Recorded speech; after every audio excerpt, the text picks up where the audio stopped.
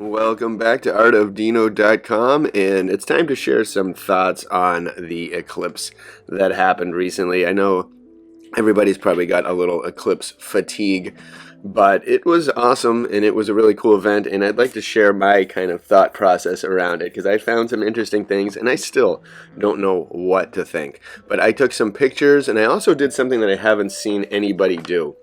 I went to Wikipedia and I gathered a list of solar eclipses in the 21st century.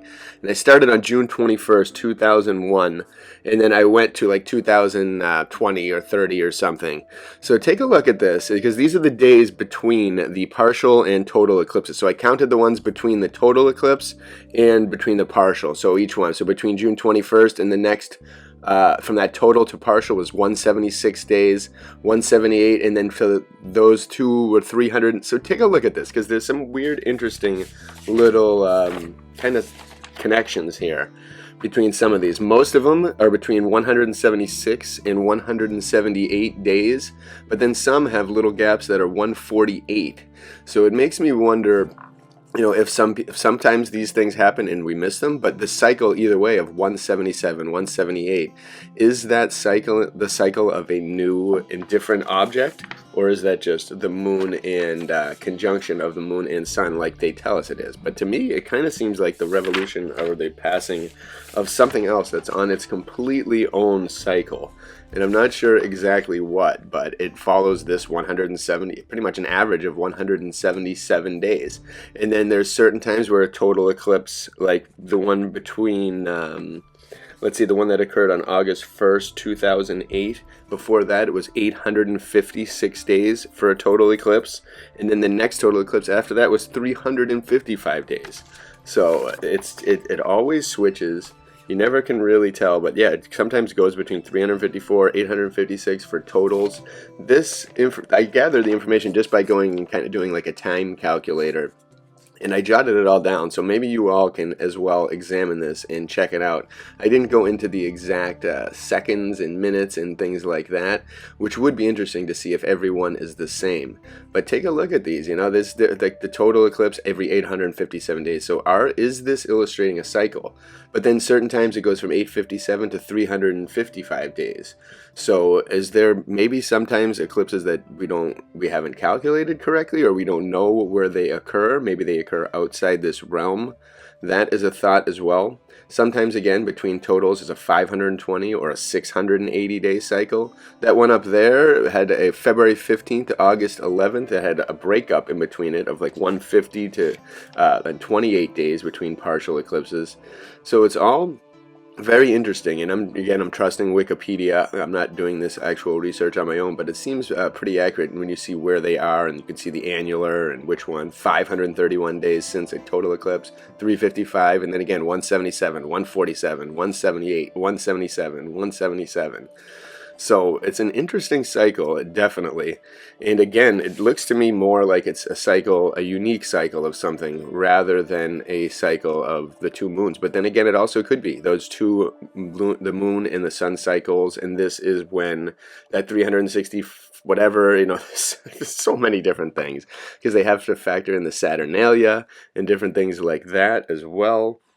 So there's really no telling here what is going on. And then one of these calculations I did by trying to do exactly how long it had been since the last total eclipse, and I got 856 days, 10 hours, 43 minutes, and 51 seconds. So that's what happens when I counted the exact time to time of these eclipses. But so again, it's not a perfect, exactly accurate. Everything changes a little tiny bit.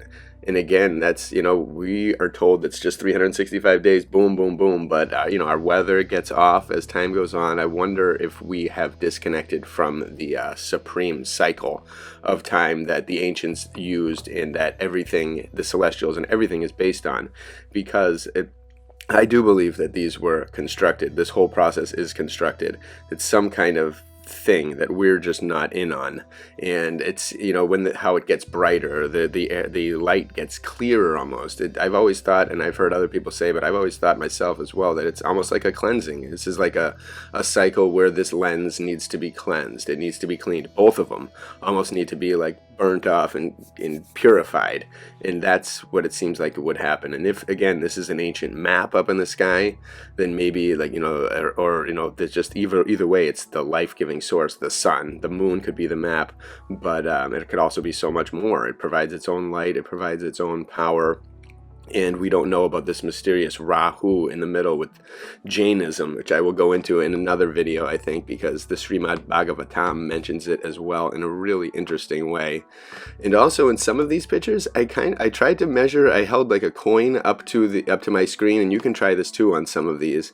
And I feel like the actual circle of the sun is pretty perfect and like kind of stays one size. So I took a coin and I zoomed the screen down so the coin fit the circle of the sun, and then I did the same thing with the coin on the eclipse part, and it seemed like that part was wider or bigger. Like the circles were different. They don't seem to be the same size, and I don't know if that's a camera trick on me, but look at the angle of that circle. They look like two different circles. The moonish one looks like it is a little bit bigger than that one, and or like its angles of the circle, its radius is a little different. But again, that could just be the camera in reflection. But this was very cool. While I was doing this, I was actually at school, and I work with a lot of foreigners, like Kenyans, and a lady from Portugal was there, and they were all telling me how much that they can see the stars from their country, and I was so jealous. They were talking about how you could see the Milky Way like in its full color every night, how everyone goes out and sees this stuff, how shooting stars are just like happening all the time. And then they came to America, and you could barely see anything.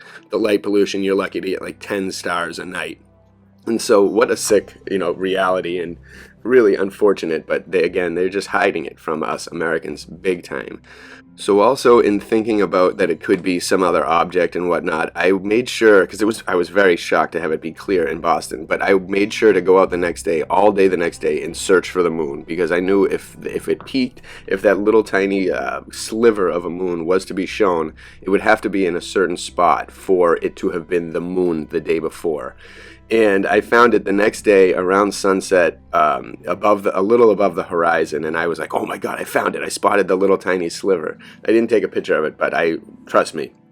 And then so I was thinking about it, and I was like, okay, if that moon starts to rise, then it was something else on the eclipse. But if that starts to set, then that's kind of right exactly where I predicted it would be had it crossed the path and then kind of followed the sunset in a similar time, because it seems like the new moon and the sun rise around the same time on the day of these eclipses. So again, pointing towards the fact that these things are not millions of miles away like they say. That's another big one. But either way, when I saw the moon the next day, it was exactly where I thought it would be, and that kind of blended with it being the moon the day before. So I'm all over the place in these theories. I see a little bit of each side, and I just want to figure it out. To me, more than anything, it seemed like this eclipse proved that these puppies are not millions of miles away like they say. Absolutely not. It kind of made a theory that there is something else, and either way, that the new moon and the full moon are something special. The new moon in general is something we don't know about, and I feel like this whole process just shows that. It shows that these are more than spheres in the sky. They're most likely disks or something else, but they are not spheres of mass, of land that we see. We know that for sure. And all these kind of things, were they being cleaned? Is the lens being cleaned? All these different theories and possibilities. What is it? Is it a sign? Are there people from beyond the realm that are physically maintaining these? And this is just right on schedule with their maintenance every 177 days or so on. And then, or is it something else? Is it a divine sign of something? Is it just a cue for the rulers of the world to play games on the people? Is it, is this all, what is this? Who put this stuff there? Who designed it? Who created it? Who originated it? Who engineered this system of spheres that do this every so often? And again, this would be impossible with the numbers they say, 90 million, 290 million miles away. Absolutely not. That is just absolute baloney. And that's what this proves. And there's the things with the shadows and the directions and sizes and things like that, and that's a whole nother story as well. But either way, the main conclusion is that NASA has been lying to us. The ancients are most likely the closest ones, and now it's up to us to figure out exactly what it is. So I hope those dates help inspire someone to figure out something, or maybe add another piece to the puzzle so we can figure out this thing. Maybe there's some other celestial body out there that follows this kind of cycle that someone else knows about. That would be great. But either way, stay tuned, because I got some new art coming out, and I've got a lot of cool things. My wheel of the universe is coming, and so many more. My Jainism body of the universe as well.